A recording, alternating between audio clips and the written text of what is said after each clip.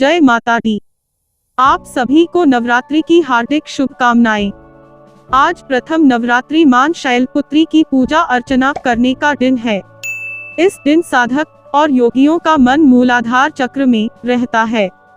शैलपुत्री देवी दुर्गा के 9 रूप में पहले स्वरूप में जानी जाती है। ये ही नवदुर्गाओं में प्रथम दुर्गा है। पर्वतराज हिमालय के घर पुत्री रूप में उत्पन्न होने के कारण इनका नाम शैलपुत्री पड़ा। नवरात्र पूजन में प्रथम दिवस इन्हीं की पूजा और उपासना की जाती है। ओम देवी शैलपुत्र्यै नमः। वंदे वाट्रिछतलाभाय चंद्रार्धकृतशेखराम वृषारूढ़ा शूलधरा शैलपुत्री यशस्विनी। या देवी सर्वभूतेषु मां शैलपुत्री रूपेण संस्थिता। नमस्तस्यै नमस्तस्यै नमस्तस्यै नमो नमः। एक बार प्रजापति दक्ष ने एक बहुत बड़ा यज्ञ किया। इसमें उन्होंने सारे देवताओं को अपना अपना यज्ञ भाग प्राप्त करने के लिए निमंत्रित किया, किंतु शंकर जी को उन्होंने इस यज्ञ में निमंत्रित नहीं किया। सती ने जब सुना कि उनके पिता एक अत्यंत विशाल यज्ञ का अनुष्ठान कर रहे हैं, तब वहां जाने के लिए उनका मन विकल हो उठा। अपनी यह इच्छा उन्होंने शंकर जी को बताई। सारी बातों पर विचार करने के बाद उन्होंने कहा, प्रजापति दक्ष किसी कारणवश हमसे रुष्ट है। अपने यज्ञ में उन्होंने सारे देवताओं को निमंत्रित किया है, उनके यज्ञ भाग भी उन्हें समर्पित किए हैं, किंतु हमें जानबूझकर नहीं बुलाया है, कोई सूचना तक नहीं भेजी है। ऐसी स्थिति में तुम्हारा वहां जाना किसी प्रकार भी श्रेयस्कर नहीं होगा। शंकर जी के इस उपदेश ऐसा ही सती का प्रबोध नहीं हुआ। पिता का यज्ञ देखने वहां जाकर माता और बहनों ऐसा ही मिलने की उनकी व्यग्रता किसी प्रकार भी कम न हो सकी।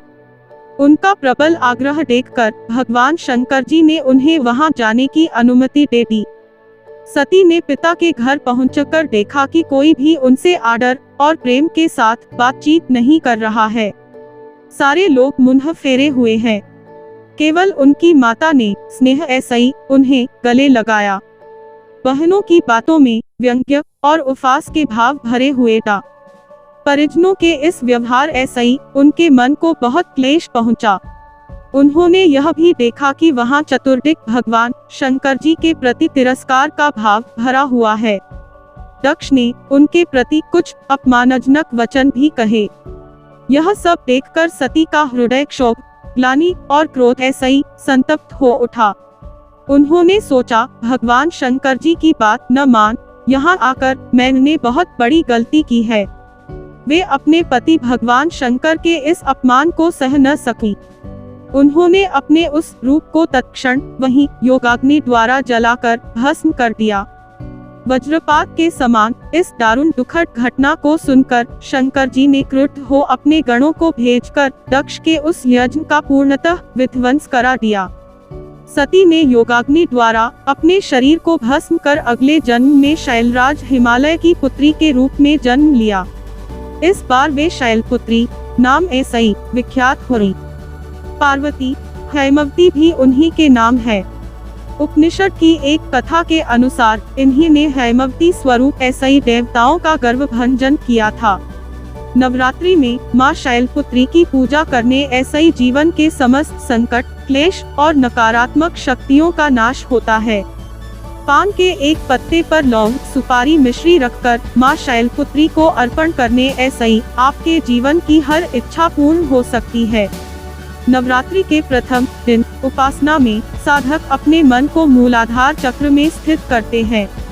मां शैलपुत्री की पूजा ऐसा ही मूलाधार चक्र जागृत होता है और अनेक सिद्धियों की प्राप्ति होती है।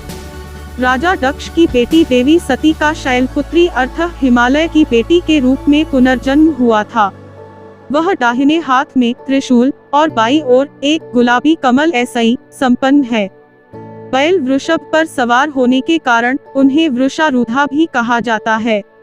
शैलपुत्री देवी का विवाह भी शंकर जी ऐसा ही हुआ। पूर्वजन्म की भांति इस जन्म में भी वे शिव जी की ही अर्धांगिनी बनी। मां शैलपुत्री के नाम सती, पार्वती, वृषारूढ़ा, हेमवती और भवानी भी इन्हीं देवी के अन्य नाम है। जय माता दी।